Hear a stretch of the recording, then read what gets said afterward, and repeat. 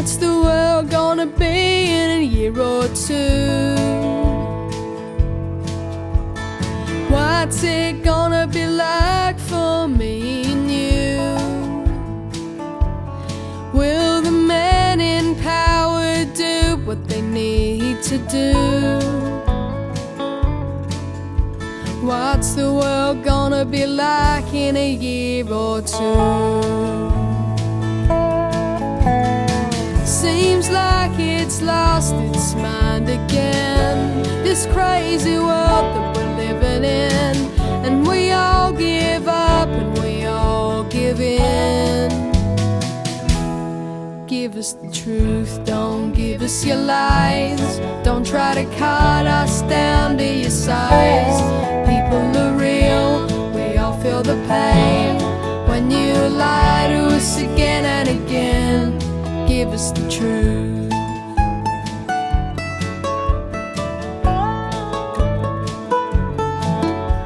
What's the world gonna be like in 20 years? Will we unite to save it before it all disappears? And the man at the top... Well, great to hear Rory's introduction song, the Environmental Music Prize competition. Rory Phillips is a young climate champion, and there will be an interview with him at the end of this webinar. Please wait on to watch it and practice your voting skills for the Australian election by voting for Rory. The voting link can be accessed from the chat line. My name is Guy Glennie from the Rotary Club of Sydney Cove, and a very warm welcome to our 8th quarterly Climate and Peace webinar. We're inspired to present these webinars because Rotary, as a worldwide body, has nominated climate and the environment as a priority area of focus. We link it to peace in particular, as we know that with a warming climate, peace and security will be increasingly threatened. The transition to renewables looks increasingly like a Kodak moment. We can seize the moment to secure our children's future, or miss the opportunity and face the risks to our planet and to our prosperity.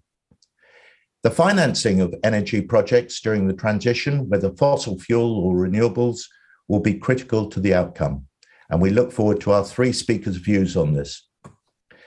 I'd like to acknowledge our event partners, and in particular those associated with tonight's speakers: Investor Group on Climate Change, Climate 200, Race for 2030, the Climate Council, Idea Spies, and Better Futures Australia. If you'd like to know more about any of our partners, please click on the logos on our website. Sorry, they've just come on. Thanks, Diego. If you'd like to know more about Rotary, please contact any of the growing list of Rotary clubs around the world shown on the map supporting our Climate and Peace Forum. They would love to hear from you. Thanks, Diego. It's now my great pleasure to welcome our chair for tonight, Rotarian Jeremy Wright, who with Rob Edwards is a co-founder of our Climate and Peace Forum. He's also district governor for this region of New South Wales, overseeing some 60 clubs. Welcome, Jeremy. Guy, thank you. And thanks to our regular audience and those coming into our webinars for the first time. This is our 8th webinar, and I believe we're in for another treat. First, I want to acknowledge the traditional owners of the lands we are all on. In my case, it's Wongal land in the Eora Nation, and I pay my respects to their elders past, present, and emerging. There is so much we can learn about proper management of our country and our planet from our First Nation communities. So we are here from the Rotary Clubs of Sydney, from Sydney Cove, Sydney Darling Harbour, and Corrimal clubs, in a district that goes south to the Illawarra, and part of the wider Rotary world that, as Guy has said, embraces the environment and the need for appropriate climate action. We welcome you as fellow Rotarians and non-Rotarians, many outside Australia, all colleagues keen to know more about this issue and what we can do about it. Tonight's webinar addresses the theme, Decarbonise or Die. which is a quote we took from Larry Fink from BlackRock, the world's biggest private asset manager. And we've asked our three speakers to address this theme.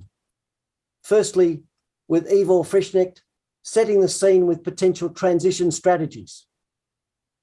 Secondly, with Rebecca Mikula-Wright, outlining what is happening with the movement of financial markets towards transition. And finally, with Simon Holmes, addressing the barriers to a fast transition and what we have to do to move past these barriers. And we will finish with a Q&A. Again, please contribute your questions via the Q&A tab, and we will address as many as we have time for. Thank you for joining us, and strap yourself in for an enlightening webinar. Back to you now, Guy, to formally introduce our three great speakers. Many thanks, Jeremy. Well, our first speaker tonight is Ivor Frischknecht, whose executive career has been shaped by innovation at the intersection of climate, energy, and investment. He was the inaugural CEO of Australian Renewable Energy Agency, chair of advisory group Solar Victoria, and now non-executive director of Race for 2030. Welcome, Ivor.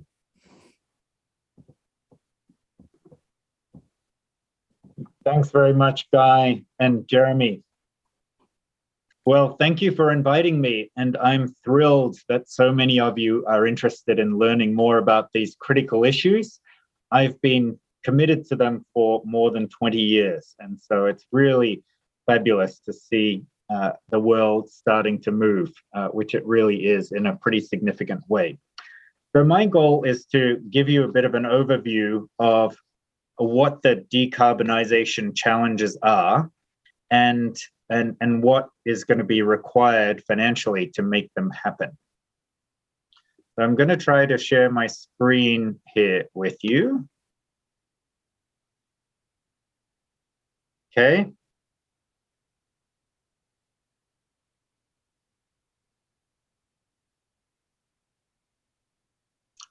All right, so this is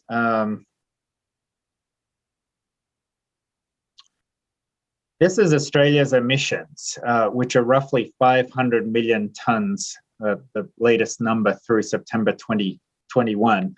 I'm going to come back to the various categories and just talk through what it's going to take from an incentive perspective to invest in each of these categories. But it's important to keep an eye on how big they are and how challenging they are. Everything to the left of agriculture, the yellow one there, is effectively energy or a form of energy. And then the agriculture, waste and land use change, and forestry, which is that last one, are obviously non-energy related, or at least not directly energy related. Let me just have a quick look at what our emissions are due to fossil fuel exports. These are 1.1 billion tonnes. So more than twice what we emit domestically, we export for the rest of the world to emit. Now, we don't think of ourselves as a globally significant fossil fuel exporter because we don't export much oil, at least not on a net basis. But we are actually number 3 in terms of emissions, and we're number 1 LNG, liquefied natural gas exporter, and the number 1 coal exporter.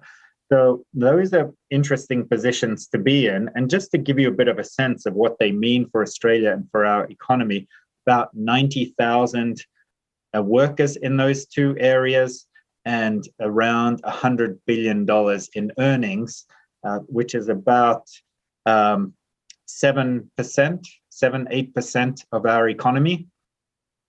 And it's scary to think that all of that will be at zero by 2050 or pretty much at zero. So we need to figure out what we can do to make up for that. And luckily, we have a lot of resources that are needed in the energy transition: lithium, aluminium, zinc, nickel, cobalt, copper. All of these are still needing literally hundreds of billions of dollars of investment to scale them up to the sort of level that we need in order to have a successful transition globally. Now let's get back to this and talk about some of the individual incentives for each of these sectors. Why would I want to decarbonize electricity? Now, when we talk about renewable energy or emissions reduction, we often think of the electricity sector, not necessarily realizing it's less than a third of our country's emissions. But nevertheless, that is where the action is, and you'll see in a moment why. So we have the renewable energy target, which has been flat since 2020, but nevertheless, it does provide a payment for and a mechanism for generating renewable energy and recognizing that renewable energy and paying for it. Luckily, many individuals have bought green energy and companies have said we want to be renewably powered. And so there's an ongoing demand for renewable electricity generation over and above the renewable energy target. So that is a direct incentive to invest in renewable energy. And then we have the additional benefit that solar in particular is the cheapest form of new energy by far, and wind is the second cheapest form of new energy, again, by far. Compared to existing already built forms of energy like gas and coal, both new wind and new solar are competitive in many cases, particularly now that coal prices are high. So you've got this additional incentive that it's just the cheapest form of electricity generation around. So why wouldn't you want to build it? So there's a whole lot of drivers driving a lot of money into electricity generation, renewable generation at the moment. Now, the story isn't nearly as positive when you look at these other categories. So the next category, stationary energy, that's mostly gas for heating, commercial buildings, residential buildings, it's industrial heating, manufacturing, food processing, pulp and paper, all sorts of manufacturing processes, the mining sector. And there's no driver here. In fact, to the extent that any of these industries are off-grid, they actually get a diesel fuel rebate.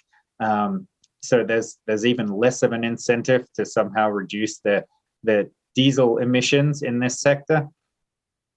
But the trouble is that it's more expensive usually to switch to electricity. There's knowledge lacking on how to do that well. And until we get some strong policy drivers, there's not going to be a whole lot of investment in the sector. We've tried quite hard in some of my prior roles, like the Australian Renewable Energy Agency. We invested a lot, and I know the agency continues to invest a lot in making industry more aware of what it can do in this space, and it's hard. I think they're starting to be interested because investors are driving them, the owners of those companies. Now, transport, this is largely about switching to electric vehicles, even though we've got planes and shipping in there at fairly small amounts that are much harder. But electric vehicles will happen with or without government policy.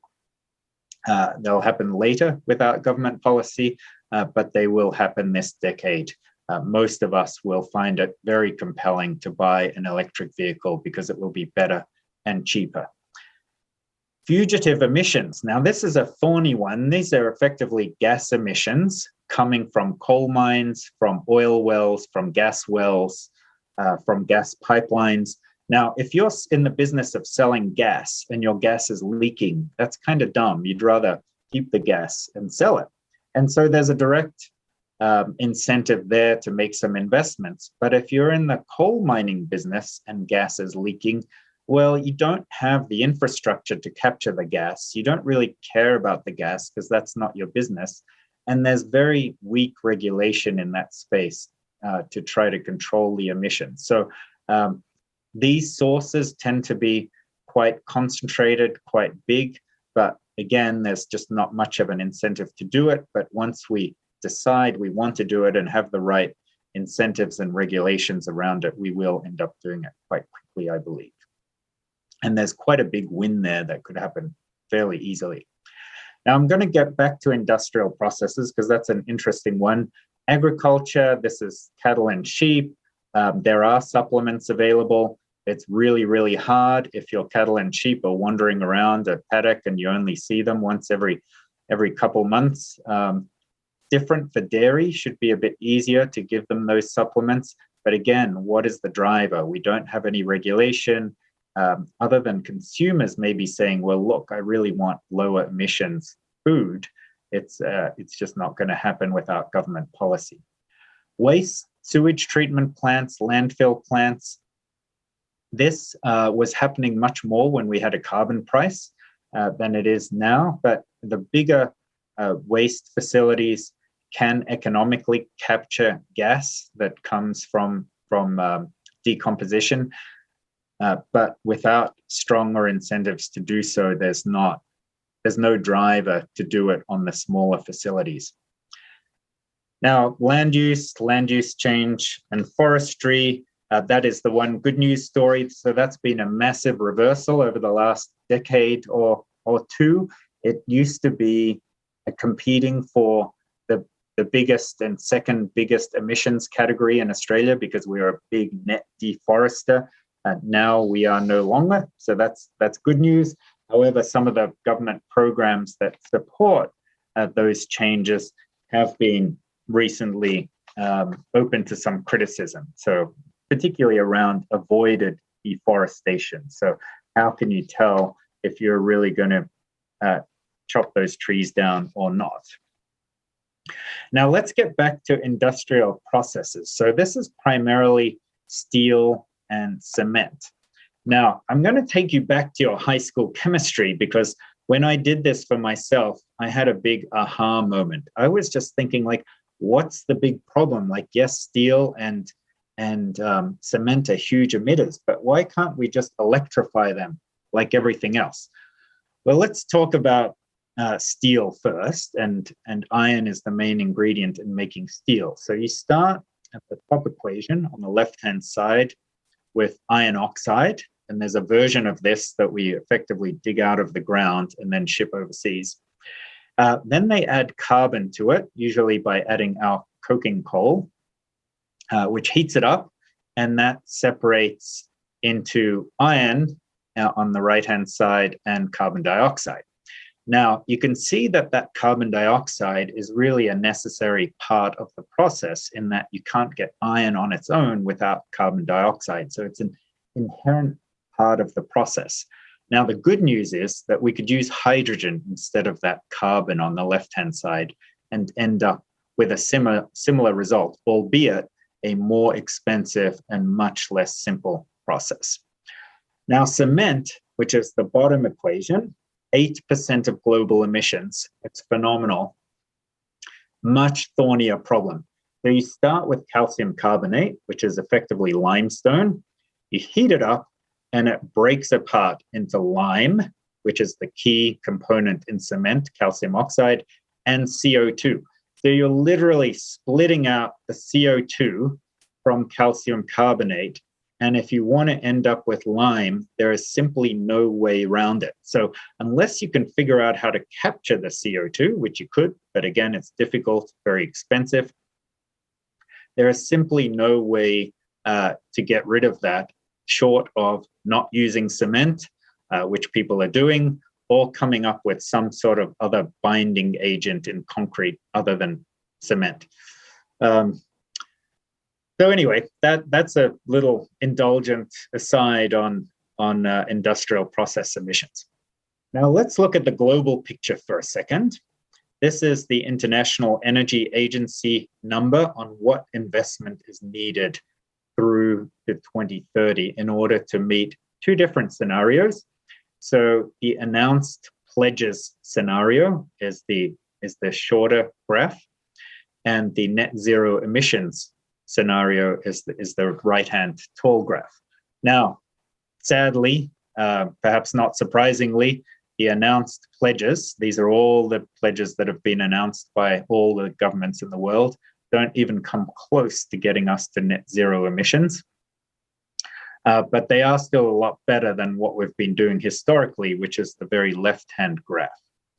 So the investment has been about $1 trillion per year historically. In recent history, it needs to get up to about $4 trillion per year. Now that sounds like a crazy huge number, but it actually isn't that enormous in the context of an $85 trillion global economy. You can see on the right-hand side there that about 2/3 to 3/4 of the money is going to come from the private sector.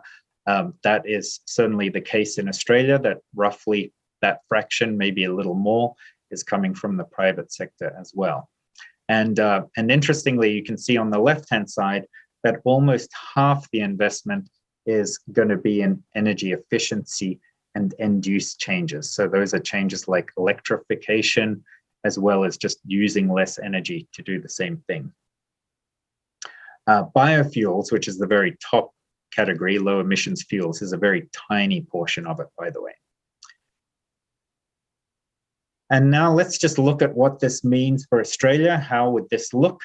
So the Australian Energy Market Operator has put together a scenario for this, which is using this scenario as the basis of planning for our transmission grid, for example. It assumes we need to get to roughly double the electricity consumption by 2050 after we've electrified everything. That means we would end up with roughly 5 times rooftop solar compared to where we are now. Now you may ask, how do we get there, given that we're already at 25% of rooftops? We can't do 5 times that. Well, it means commercial rooftops, warehouse rooftops, which are still just starting out, are all going to have solar. Plus, the houses that have solar today are going to have more. Plus, most of us will have a battery. So that's an addition of 55 gigawatts. That's what the GW means. 9 times the current large-scale wind and solar, adding 120 gigawatts. 3 times the current flexible capacity assets. So this is what we do when we don't have solar, don't have wind available. So in the short term, that's going to be gas. Longer term, it might be hydrogen-based turbines, batteries for sure, hydro, both pumped and just static generation, and also user participation. So this is preheating your hot water, turning off the air conditioning on a really hot day for 15 minutes, timing the EV charging, electric vehicle charging, that sort of thing. Now the system needs to be fixed up so it can handle all of these renewables. Renewables are going to be in different locations, of course. It needs to run differently than it has run to date. And then there's the transmission and distribution network upgrades, including changes such as building out an electric vehicle charging network. So how much is all this going to cost? So very, very roughly, you can think about $2 billion per gigawatt. So you just look at those top couple of rows, we're talking about something like $350 billion. There's couple hundred billion dollars for the flexible capacity upgrades, and then maybe half of the numbers that we just talked about for transmission and distribution network upgrades. Interestingly, the technology to make the system stable and work properly with renewables, which we hear a lot about, like, it's not going to work, that's not going to cost a lot, like maybe 5% of what we just talked about, if that. So I'll stop there. That gives you a sense of what we need to do. The challenge is huge, but eminently doable. The Australian economy is $1.3 trillion annually. So talking about 500 billion, maybe even double that over the next 20 to 30 years is very much doable. Now, this is just the energy system, of course. We also need to buy the electric vehicles. We need to build the lithium mines and all of that kind of thing. But most of that will be driven by the private sector. Thank you. Well, Many thanks, Ivor, for setting the scene with the main contributors to our energy use. We can see the massive contribution by the electricity sector and the need for government incentives and regulations to drive the change required, and for mapping out also the elements required for the transition. Also, thanks for the fascinating chemistry lesson. That was brilliant.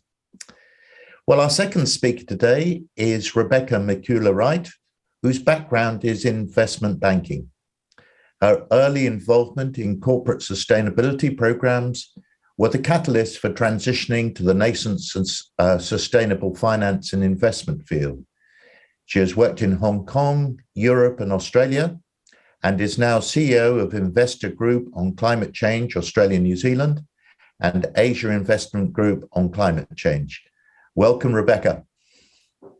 Thanks so much, Guy and Jeremy, and thanks for Rotary for putting on this event today, and great to see so many people are participating online. So I do have some slides. I'll just get Diego to bring them up if you can. That'd be great. And I'll just say, so yes, that's a very corporate sort of background, but I guess my passion for this came through animals and the environment and seeing, when I was growing up, the degradation that animals all around the world were experiencing, what I felt was very much a result of sort of human activity, and trying to sort of understand what I could sort of do about that, which has really led me sort of on this journey to where I am today.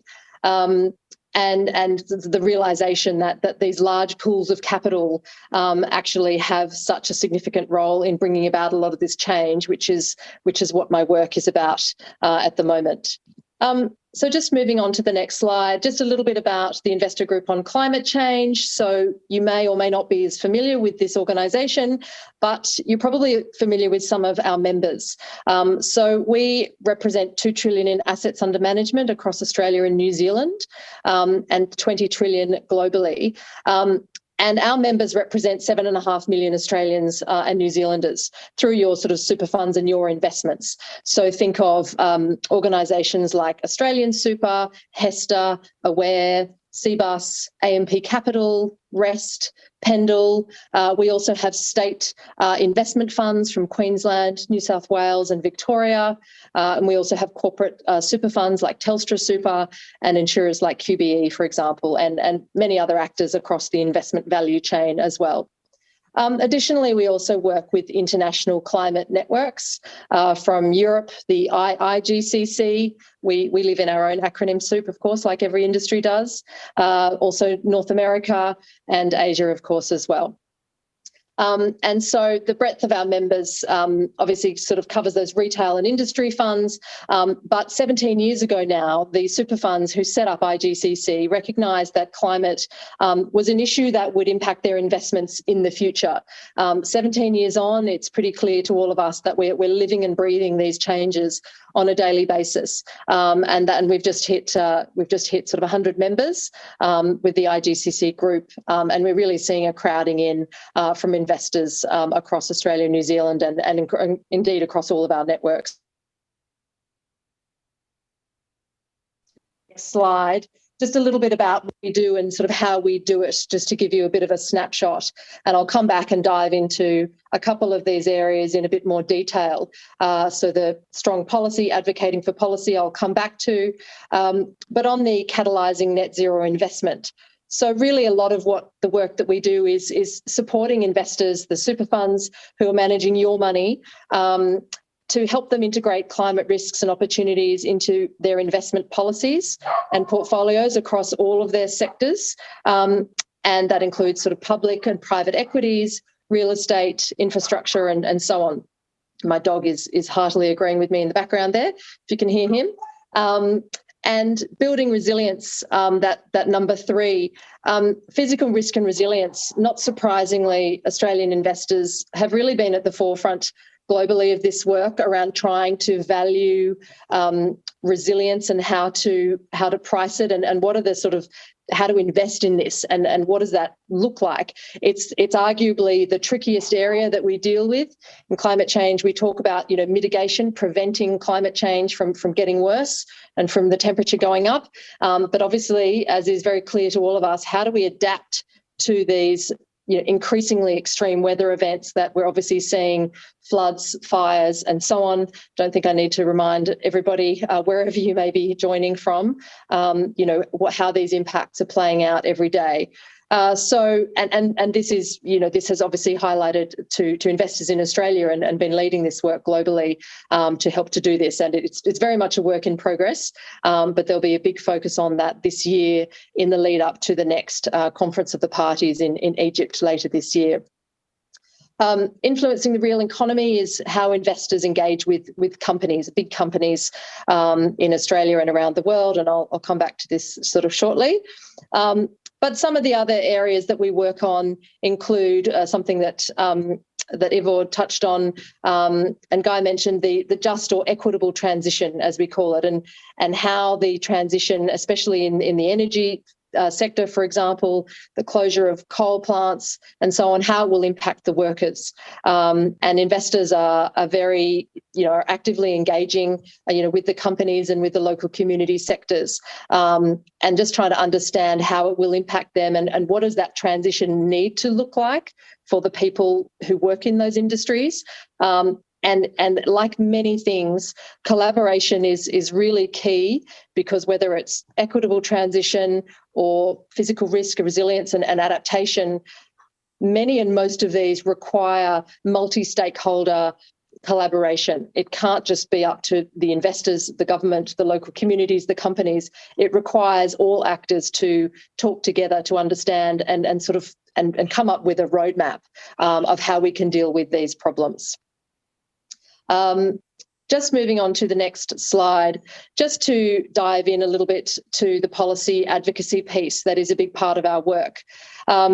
Just at a global level, we have seen an incredible shift sort of quite recently, arguably not fast enough, but we have seen a lot of shifts in terms of the number of governments obviously committing to net zero. So I think we have 140 countries now around the world who've committed to net zero by 2050. And there's others, obviously China and India, 2060, 2070 respectively. But this slide just shows you how many, the global investors who are calling on all governments to address these changes. So to bring in sort of carbon pricing signals, getting rid of fossil fuel subsidies and support, shifting to clean energy. And so we have, more than half of all the assets under management globally, which Ivor said, about $85 trillion. All these investors are coming together and saying, this is what we want from governments. So the investor voice has been very clear, and it's really given investors and the financial industry more broadly and more recently a real seat at the table at the global policy discussions that happen every year, called the COP26, obviously in Glasgow last year. And this has been really important, and it's really only happened kind of in the last couple of years. I was at the COP26 in Glasgow last year, for example, and fair enough, it was my first COP, but certainly talking to everybody who'd been at previous COPs, including sort of Paris in 2015, I could be forgiven for thinking it was a responsible investment conference. There were all day and all night events put on for the investor community across the entire 2 weeks, which I thought was quite remarkable. And even in the most recent IPCC report, the Working Group 3 report that just came out, they actually identified the role that the investors and the financial industry have had in getting a voice at the table and really helping to drive some of these global policy changes that we have seen. Obviously, back sort of to the local context, we have that net zero 2050 target in place now, but that's really the minimum global benchmark now. As you've probably seen and heard, the big push is certainly now to the end of this decade, where we do need to see on average 45% emissions reductions by 2030. And this is what, again, investors are calling for from all governments. And certainly that's what we've been advocating for to the Australian federal government in part of our policy advocacy. And another sort of in terms of the policy engagement, we've also been advocating for mandatory climate reporting. Quite interesting that the investment community itself is asking for greater regulation, asking the regulators to say, please, help us identify, what is this, let's get some commonality and what is clear climate reporting, not just for investors, but also for companies. And we are moving to a mandatory climate reporting scenario. This is already happening in many jurisdictions. The UK, New Zealand, many Asian markets have quite near-term deadlines to incorporate mandatory climate reporting. And again, this has moved very quickly in the last few years. So I guess just to highlight the different forces that are at play here across sort of not only global but also sort of local policy and regulatory developments that are really, I guess, in line and in keeping with, and in many cases are being pushed for and asked for by the investors themselves, because the investors have recognised that, this is a risk that needs to be managed, but they need clear guidance, especially from the government, on what a transition looks like to net zero ultimately. But if we don't get a clear 2030 target in place, then we can't know if we're going to be on track for 2050, and it will only be a more rapid and stark transition. And the longer we wait to transition and to shift our fuel mix and our economy towards net zero, the more it will cost. And also, obviously, with increasing climate impacts, with greater temperature increases, obviously it will only continue to cost us more and more. So for every dollar invested in adaptation, I think there is a tenfold benefit that we get back, from that investment.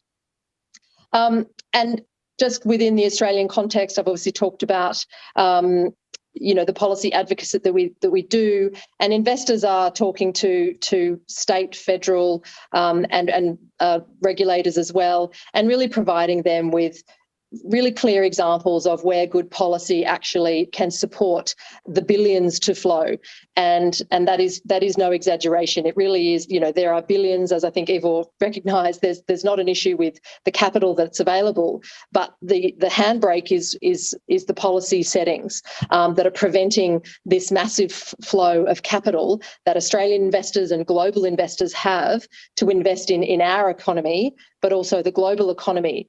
And one of the real risks that we have identified very clearly in our discussions with government and publicly is that, we are seeing, these billions of dollars being sent offshore to invest offshore, where there are much clearer policy signals on climate, like in the EU, for example, and many other markets as well. So, these are some of the examples where we point to, capital will leave this country to our competitive disadvantage if we don't get these policy settings right.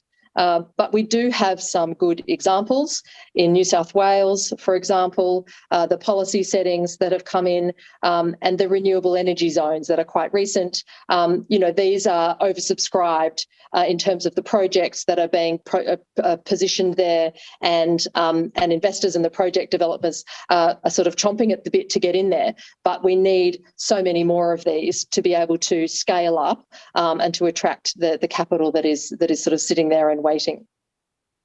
So just going to the next slide, just talked about the corporate engagement. So in this, we have a global collaboration, which is now the largest ever investor collaboration, and it happens to be on climate change with over 700 investors globally. But we now have 15 Australian companies, and they're listed there. They have all set net zero 2050 targets. We have a net zero company benchmark, which is publicly available. You can go and see that. But again, it comes down to how are these companies looking to transition to 2030, and really what are those sort of short, medium and longer term goals that they need to get to so that investors have the confidence that these companies will be benefiting from the transition and will be able to provide sustainable returns over the long term. So just finally, so I guess just something that you're probably wondering, does it pay to invest in climate? and responsible investments. Something that we've seen, and a group locally called the Responsible Investment Association of Australasia released some research last year that, despite the economic setbacks, especially obviously dealing with the COVID pandemic,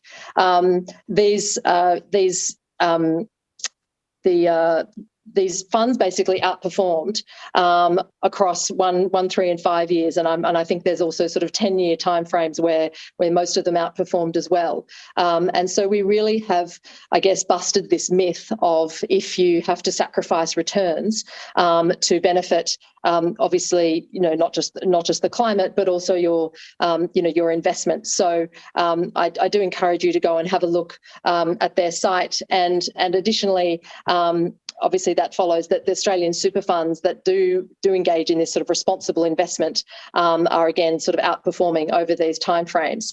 And so if you'd like to sort of see more about what you can do, where you can look for your returns, you can go to the site Responsible Returns. You can look for certified super investment funds and other financial advisors. But I guess sort of a final message I would leave you with is just sort of in this order at this point in time.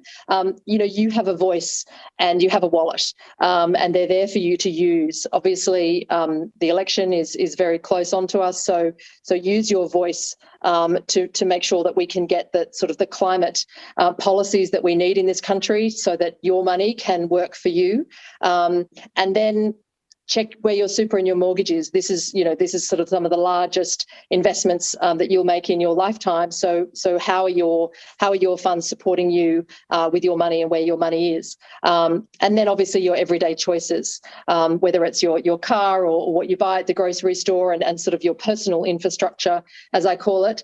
Some of these decisions will last you many years. So really think about the choices, and don't underestimate the power of the individual if we all act and make change. But I'll leave it there and look forward to the discussion.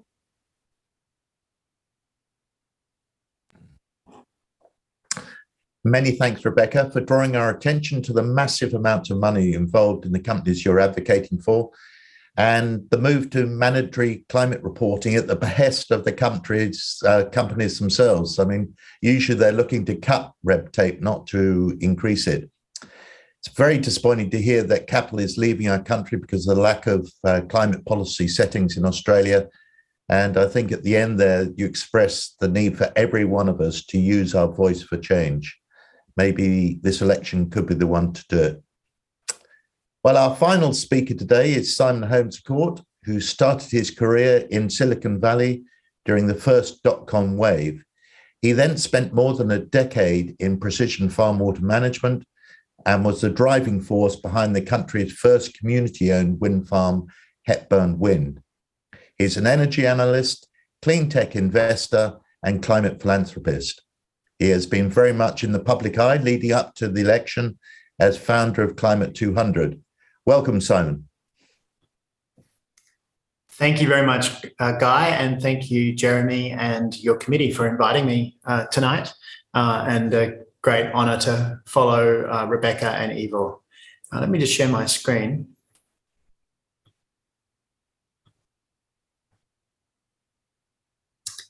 So Guy mentioned the Australia's first community-owned wind farm project. It was actually 15 years ago this month that I went along to a community meeting to hear about this crazy idea for a community to build and operate its own wind farm. And I went along to a meeting and as interested, and accidentally came out as the chair of it.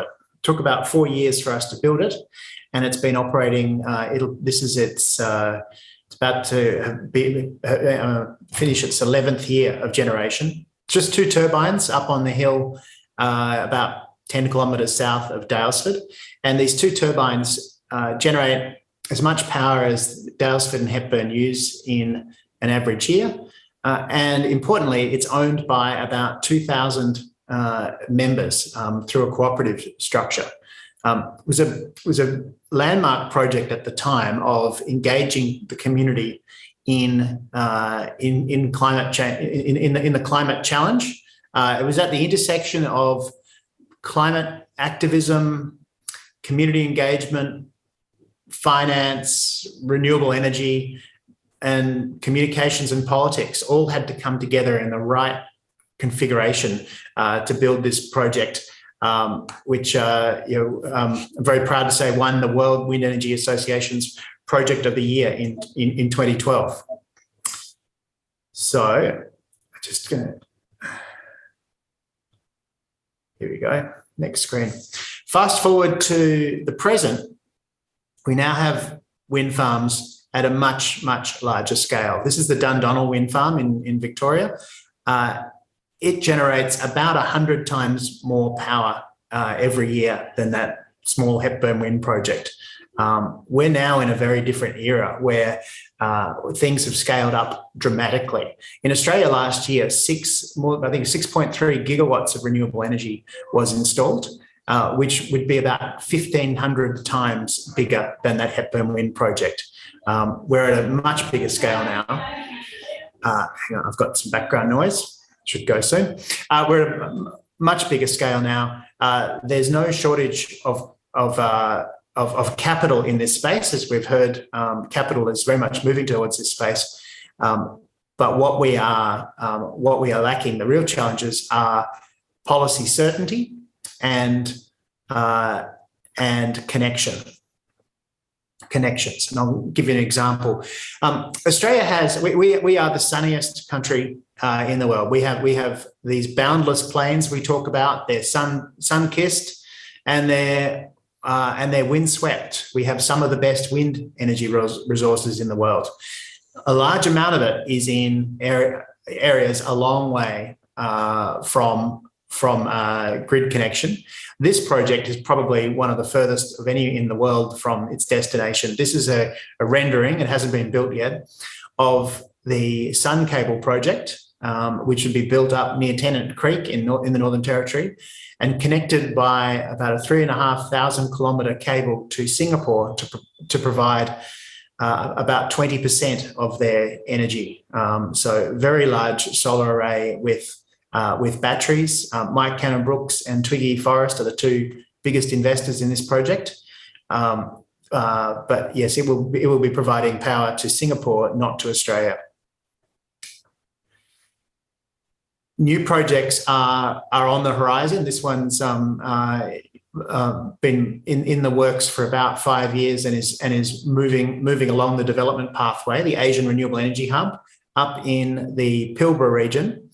I think it's a 24 gigawatt project, which is bigger than the Three Gorges Dam, which is currently the largest generator in the world. So assuming this project gets built, it would be the largest generator in the world and will have more, I think more than double the wind energy in the project than all of the wind energy installed in Australia in the last 20 years, plus a massive amount of solar. And it's in a phenomenal region where there is very consistent wind that dips down during the day and very consistent sun, which obviously is around during the day. So put together, it has a pretty stable and predictable output, which will be used to generate green hydrogen, make green ammonia for export, and maybe some of that hydrogen will be used for green steel production in the Pilbara.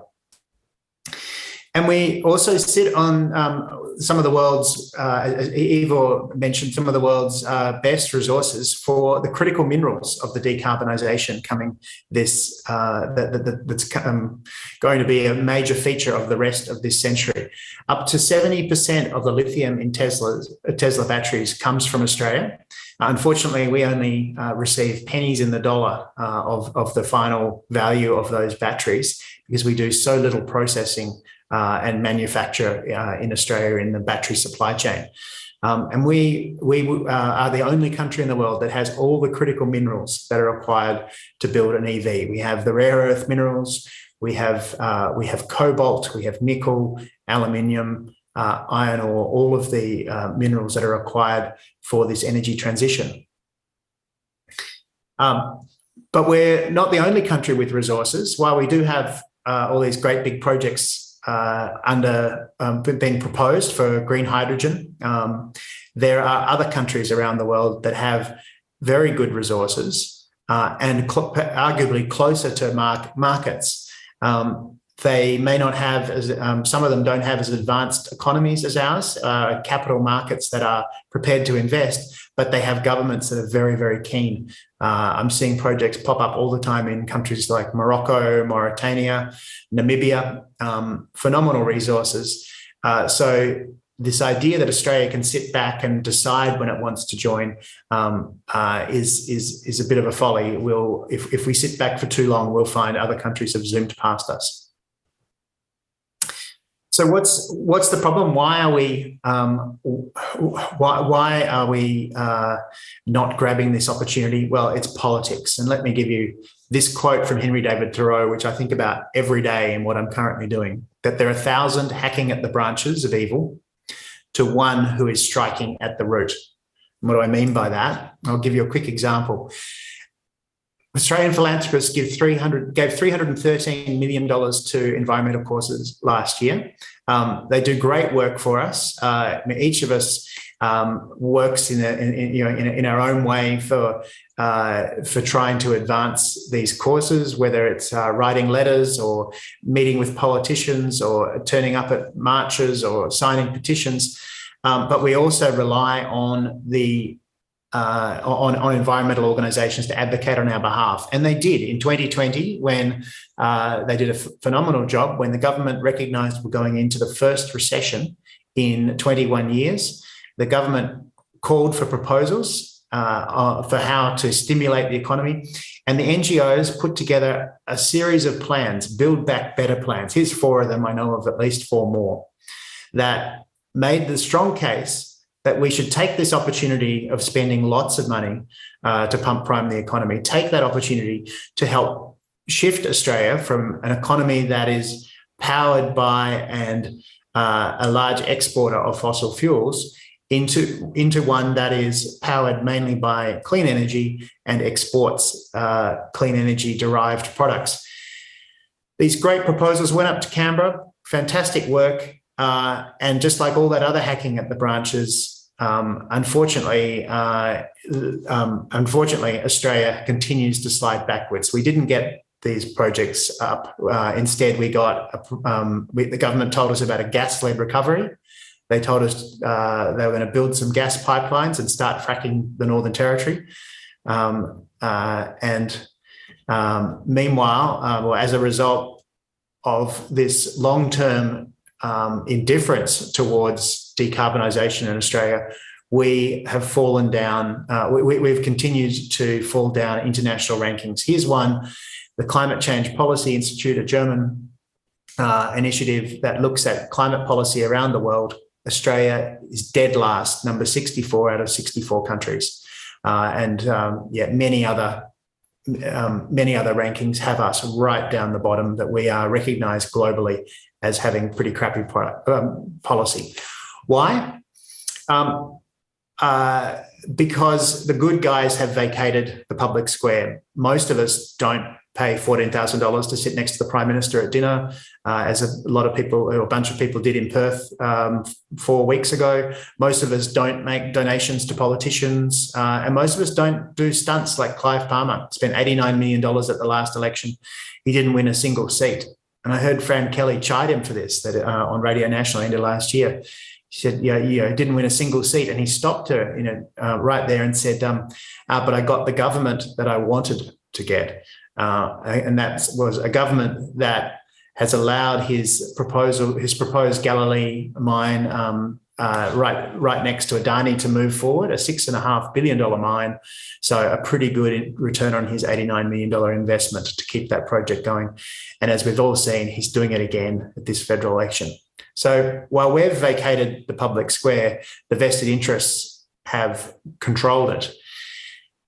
My thesis is it's time that we strike at the root. Our advocacy, all of our hacking at the branches hasn't been working. What we really need to do is make sure we have a majority of MPs in Parliament who are backing decisive action on climate change. And I add 2 other values: restoring integrity or rooting out corruption, and addressing the serious gender equity issues we have in Australia, or advancing the respect and safety for women in Australia. Few recognise just how finely balanced our parliament is. Take 76 to govern, as you can see, no party has enough to govern in its own right.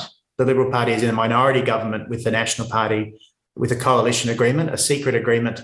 None of us can see, but certainly can feel by the policy intransigence, especially on net zero last year. And you can see, with 16 in the National Party and 60 in the Liberal Party in the lower house, they have just enough to govern, with Bob Katter giving them a little bit of protection there, almost always votes with them. Craig Kelly about to leave Parliament. And then between the two parties, we have this thing called the crossbench, one in Adam Band on the Greens and four independent crossbenchers, Zali Steggall, Helen Haynes, Andrew Wilkie and Rebecca Sharkey. Now, under this configuration, we haven't had any climate action in the last Parliament or the two before that. But if we just add three to that crossbench, if just three more were there, all else remaining equal, which is a big call, but all else remaining equal, that crossbench would sit across the fulcrum and have the power of balance, or as Zali Steggall sometimes calls it, the balance, instead of the balance of power, she calls it the power of balance. And that is the power to listen to experts, listen to your community, rather than listening to the faceless backroom men that we hear about, factions or personal political ambition, branches, parties, donors, everyone except for the experts and the communities in which the MPs are supposed to govern. And under this configuration, there is a high chance of climate action, as those independents would be required on any legislation. So this is where Climate 200 comes in.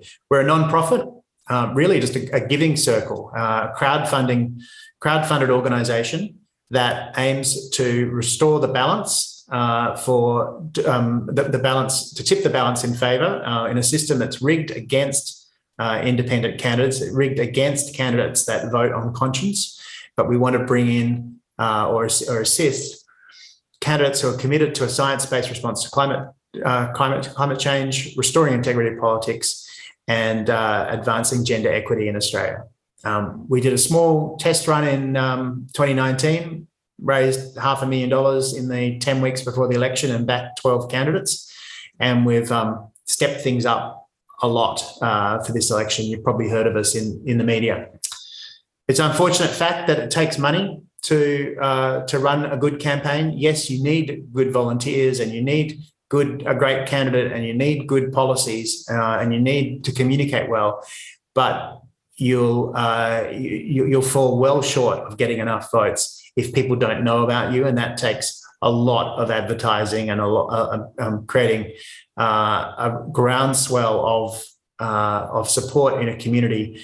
Unfortunately, is an expensive thing. It takes up to $1.5 million to run a campaign in a city area, maybe about half that in a rural area where advertising is cheaper. So what are we doing? Well, we're supporting 22 candidates in this election who are all values aligned. All these campaigns grew from within their community. They all had their own policy platforms and came to us when seeing that we had aligned values. They've all got a significant number of policies, all got their own policies, but what we all agree on, what we all share between us, is a commitment to those three values: climate, integrity, and women. I won't go through them all, but there's a phenomenal array of talent here, and we've got a podcast series where most of them have been interviewed, and I strongly recommend looking up the independents on your favourite podcasting app and get to know them.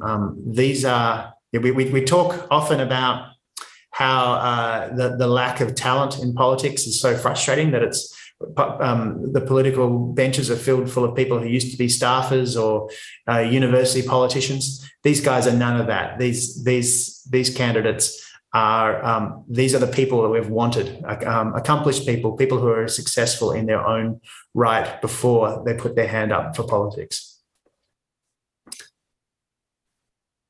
Why independence? I'll just rip through this. We know they're good for policy. The only serious climate bill was introduced by Zali Steggall, independent, in this last term of government. The only serious integrity bill was introduced by Helen Haynes. It was the independents who brought the Medivac bill forward, the local power plan and a battery plan that Helen Haynes has put forward.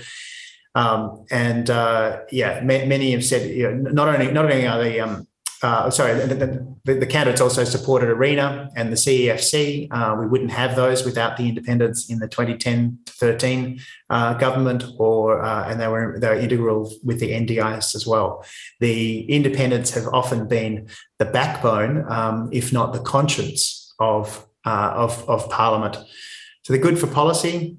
They're great for democracy. They're accountable to their community, not to factions and donors and parties and branches. They, as you've seen around the country, they engage people in politics. They cut through the cynicism that is undermining our political foundations, and they always vote on their conscience. There's only been 30 about 30 conscience votes in Australia in the last 60 years.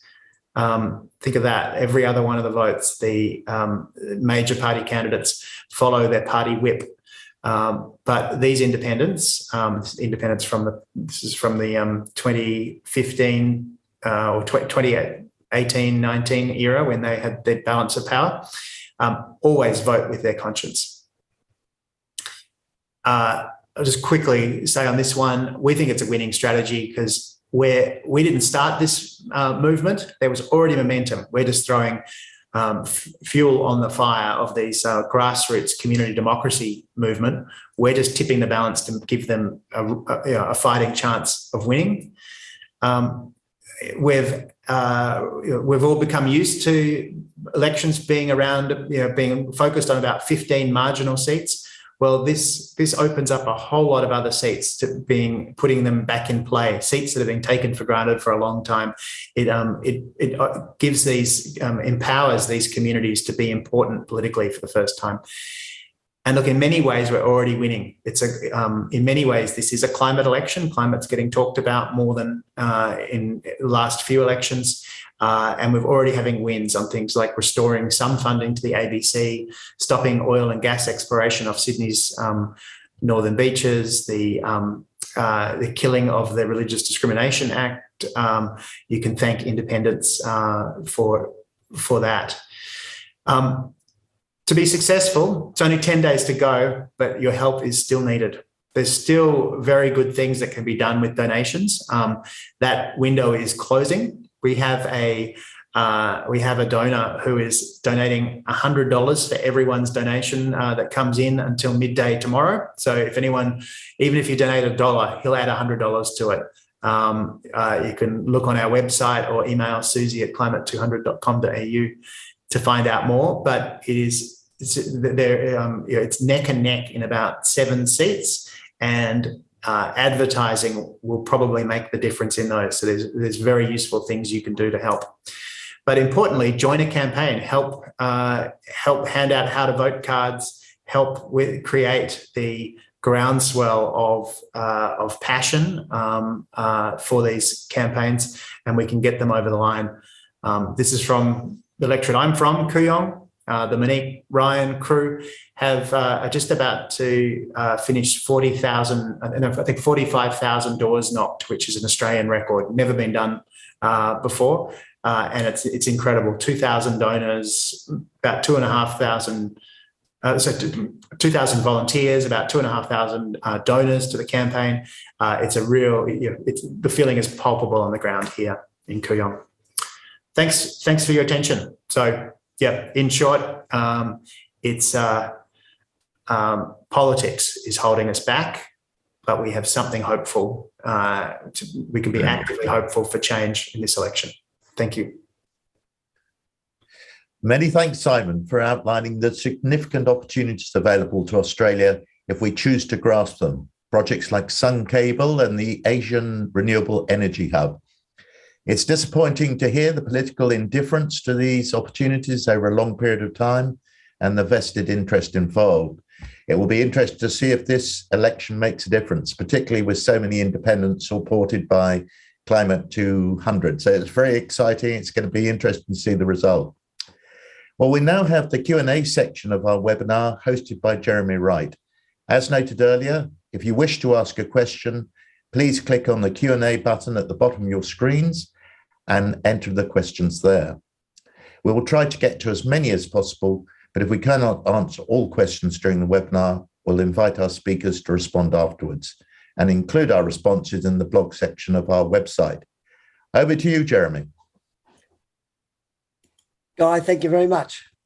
And thank you to the three presenters for terrific presentations. Very different, complemented each other, but very, very informative. Thank you indeed. I have a number of questions, some that we've come in from our audience, some that have been prepared previously and sent to us previous to this, but I'll start in order, Ivor, with you. And we have online some colleagues from Germany. And Ivor, you may know, in Germany, they've set a standard for transition strategies that I think are well publicised. Can you see Australia following the models of transition that have been established in Germany so far? Germany has done an absolutely phenomenal job in driving the change in their own economy and the culture that they have. They have a big advantage over us in that, the public on all sides of politics really supports the transition. Now, what they've done is put in place these frameworks for guiding the transition and multiple different approaches to industry, to networking. They have these clusters of different industry, of businesses coming together to learn from each other.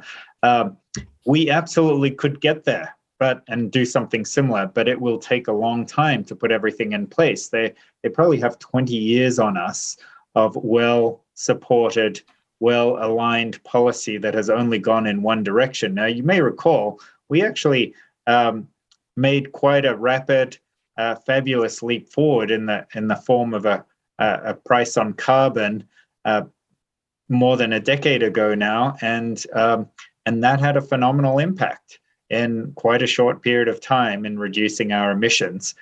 Many of those projects have actually become undone when we scrap the price on carbon. So, for example, waste ponds, so agricultural waste ponds, give off a lot of methane. They're quite easy to cover up. Of course, it does have a cost to put a cover on it and maintain that cover. So when there was a carbon price, all those ponds got covered. As soon as the carbon price went, once there was a problem with the cover, well, why bother fixing it? You could just emit the methane. So that's just one small example of how some consistent frameworks can have a big impact. And there are many, many such initiatives that need to be pursued in parallel, not just a price on carbon, even though that's a very big one. Ivor, thank you. Here's a question from Giles to Rebecca. Rebecca, BlackRock are often spoken about as instigators of change, but the reality is that the majority of their passive portfolios are in fossil fuels as well as other harmful sectors. What can groups like IGCC and others do to change their behaviour, as well as Vanguard, etc.? Thanks, Jeremy. So both BlackRock and Vanguard are members of IGCC, and I think they're probably both also members of all the global groups. So I guess, we work with them directly, as we do with all of our members, to understand how they can, transition their portfolios to net zero. And a group like BlackRock and Vanguard, their clients are sort of the super funds. So I guess we're trying to tackle both sides of the equation. What are the super funds asking of them? And so you've got to sort of change the client level demand at the same time, because at the end of the day, it's sort of their clients' money. So that's on one hand, and then the underlying underlying investments and how they go about doing them. So obviously BlackRock, every year Larry Fink sends out a letter to all the companies and increasingly sort of talking about decarbonise or die, obviously, one of his comments, but, increasingly ratcheting up the expectations on companies and really saying, this is the way things need to go. And so I guess it's been a gradual process and arguably a bit too gradual from some organisations, but I guess sort of we work with them directly. And then also there is external pressure on them as well. There've been, civil society campaigns against BlackRock, for example, Larry Fink personally, really pushing them at an individual level to change their practices and their organisation. So I think, and generally investors are, having increased expectations put on them from a variety of sources, from within their own industry, external industry, policies, regulators as well. So I think it comes from all angles. But there's no doubt that there's plenty of work to be done from investors. There's a long way still to go. Rebecca, thank you. To Simon, I think this is a challenging question, Simon. I hope so. If we get a Labor minority government, what's the chance of getting a price on carbon back again? I think we need it, don't we? But what's the chances? Look, I'm just saying this as a private citizen, my own, without any knowing nothing more than what I've sort of gathered from watching the politics for about 15 years on this. I don't think Labor will be brave enough to go there. I think they're still suffering PTSD from last time. The good news is, so putting a price on carbon is the least cost. The economists will tell you it's the least cost solution. Without it, we end up having a whole lot of other measures that are a de facto price, like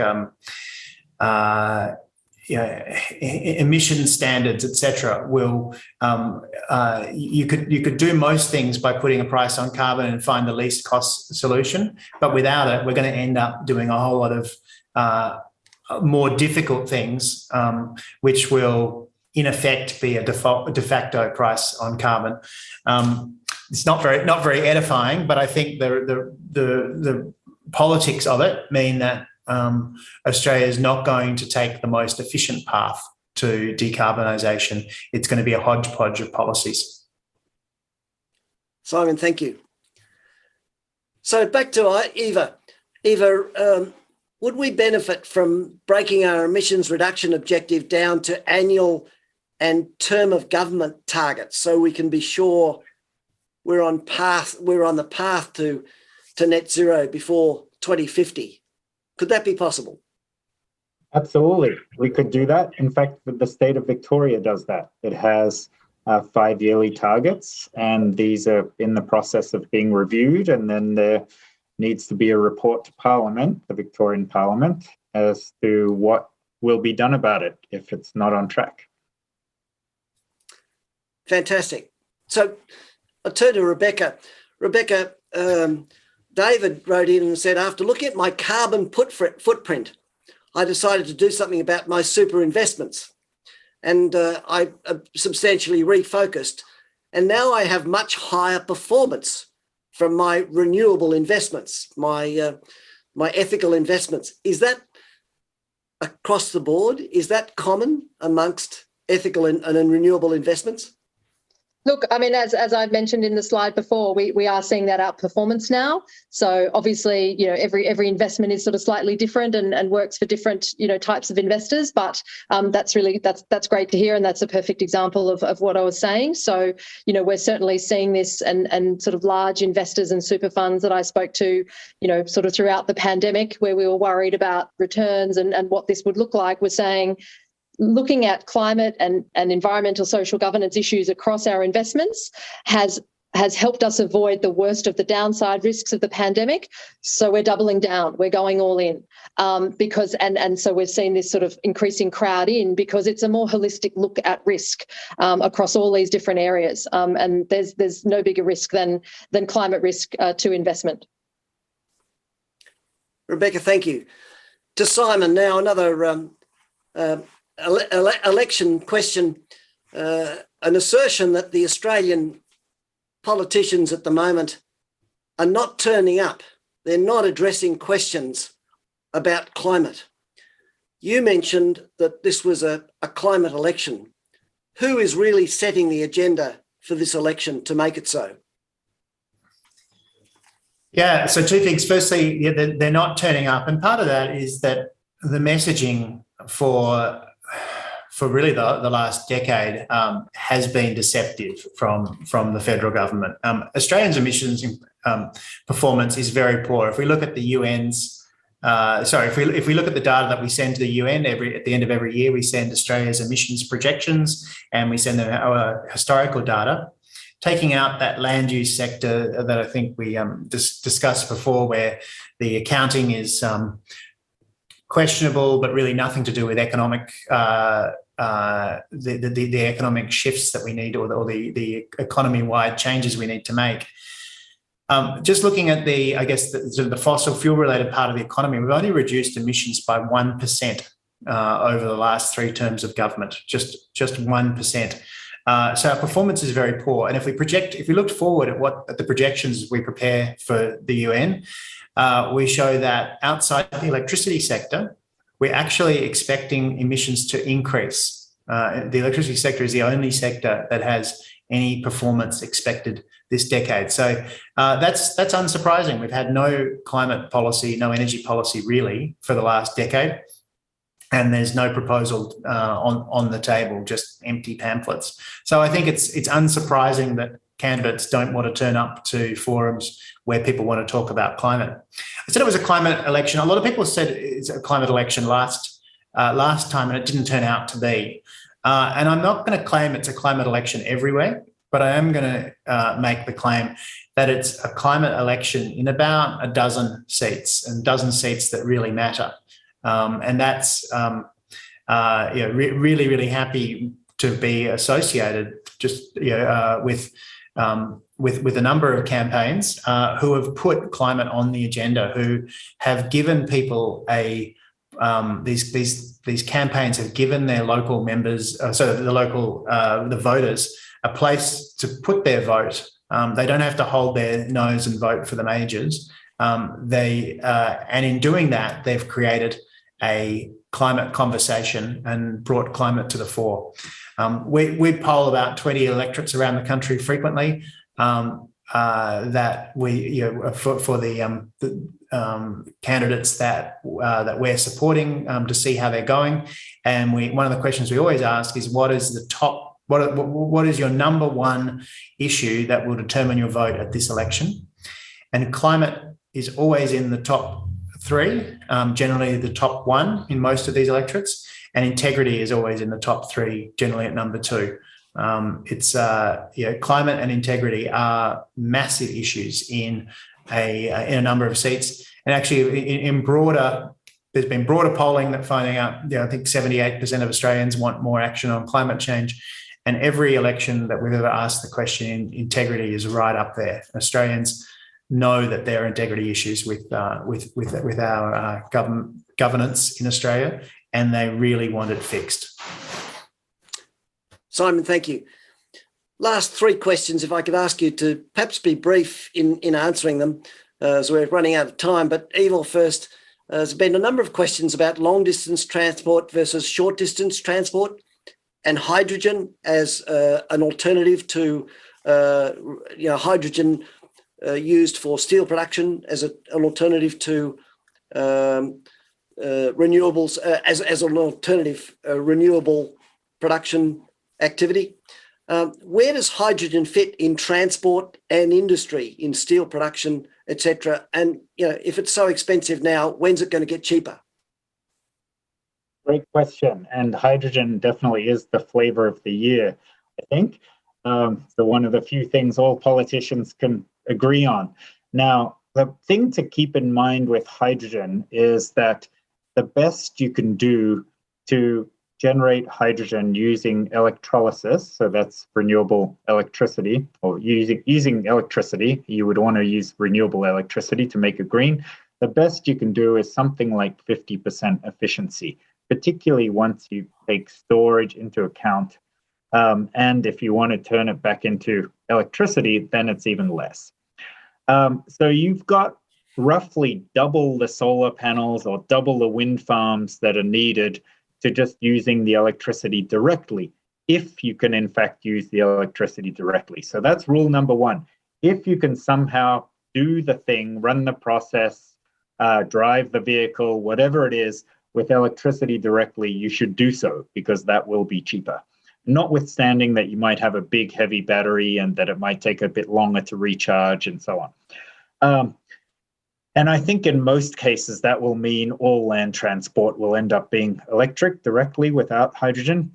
Now, planes and ships are difficult, particularly long distance air travel and long distance shipping. I think the solutions there are different. Planes, I'm not sure what the solution is yet. Probably short term, it will be synthetic fuels or biofuels. So you can effectively make today's version of kerosene synthetically using renewables. It's a whole lot more expensive, but you can just make it that way, starting out with hydrogen and then turning it back into a liquid fuel. You might be able to use hydrogen directly in that way as well. With shipping, my bet is on ammonia. So ammonia, again, you start with hydrogen, but you turn it into a fuel that's easier to transport than hydrogen. Ivor, thank you. Last question for Rebecca. There's been a lot of focus on disclosure. Should there be a greater focus on the conformity assessment, possibly from the International Financial Reporting Standards, to help develop truly validated outcomes? I guess this question is also addressing greenwashing. Can you make a comment? Yes, I guess a couple of things to say there. So, accountability is key. I guess that there is the disclosure piece, but I guess that's sort of the first part of it, and looking to get that common global level mandatory standardized reporting on climate is sort of the first piece of that. Then there needs to be the assurance piece and the verification of that reporting, and there's a number of different mechanisms out there to do that. And we are starting to see with the International Sustainability Standards Board, we are starting to see, we're going to see that convergence across the sustainability standards and reporting at a global level. I mean, and they're moving at record pace. They're going to produce sort of the final recommendations within a year. So, we're sort of seeing this move at a pace we've never seen before. So that's really encouraging.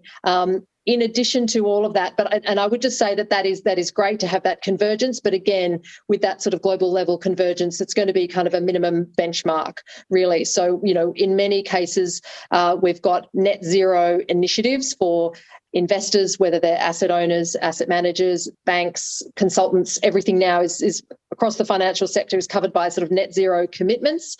And so really it's getting into the detail of reporting annually against those commitments, increasing the percentage of assets that are aligned to net zero over time.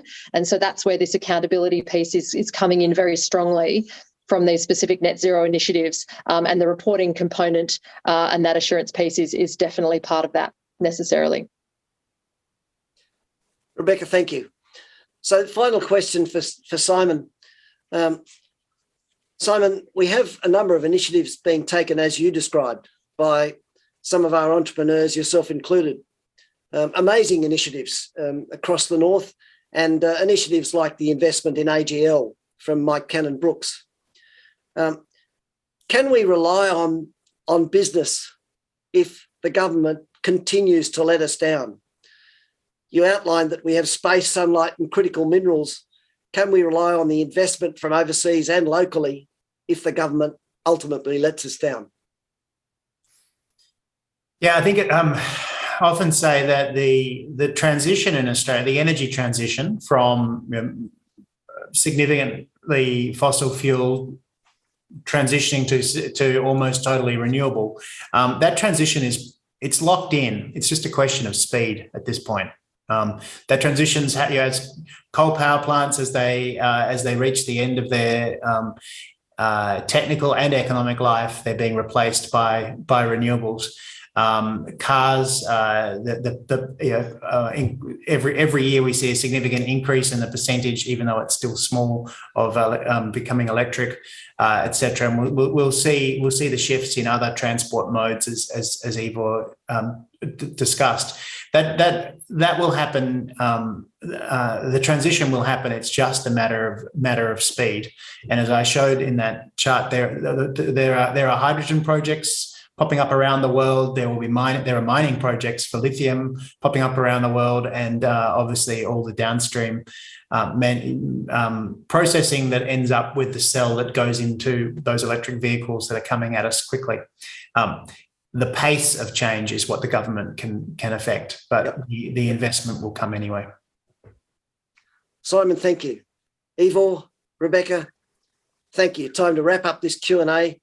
The questions we haven't addressed, we'll endeavour to follow up via our webinar blogs. Thank you very much to our three speakers. And we'd like to say thank you by planting a tree in your name. We have a Rotary Adopt a Tree program.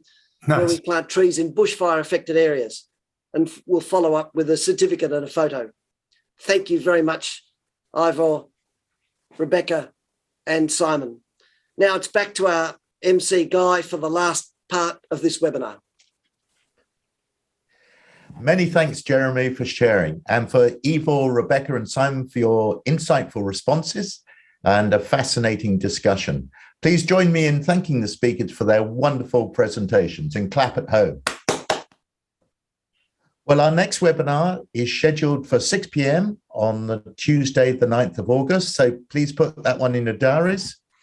And with the Environmental Music Prize at stake, we close out tonight with a video of Rotarian Rob Edwards interviewing singer-songwriter Rory Phillips, who will discuss the writing of his song, The Truth, which has been the lead-in song to all our webinars since we started in August 2020. And if you like his song, please do go to the website on chat and vote for Rory before the 15th of May. Enjoy the interview and make your vote count.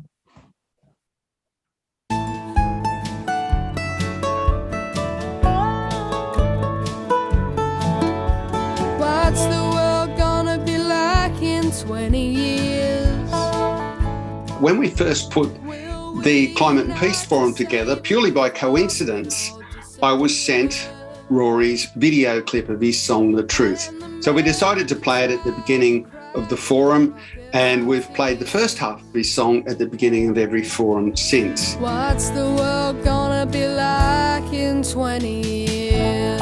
During that time when it was written, Greta Thunberg had burst onto the scene and she was doing all these great things, going to speak to the UN and school strike for climate. And we are striking because we have done our homework and they have not.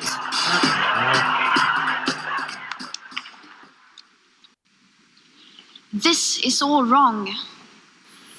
I shouldn't be up here. I should be back in school on the other side of the ocean.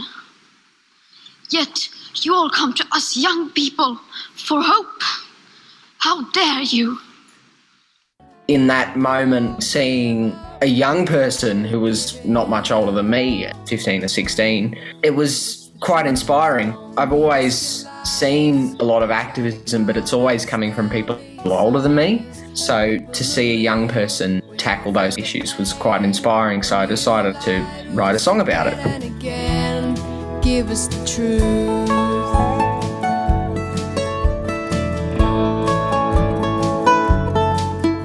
It's always good to see older people embracing climate change. There's two camps of people. There's people like you guys, and then there's the old people that are like, well, it's not really affecting us because we're not going to be around, you know, we don't need to worry about it, so let's just sort of pretend it doesn't exist. I'll give up and just give in. I certainly hope we can get a move on, to be quite honest. You know, the days of coal power and fossil fuels are coming to an end.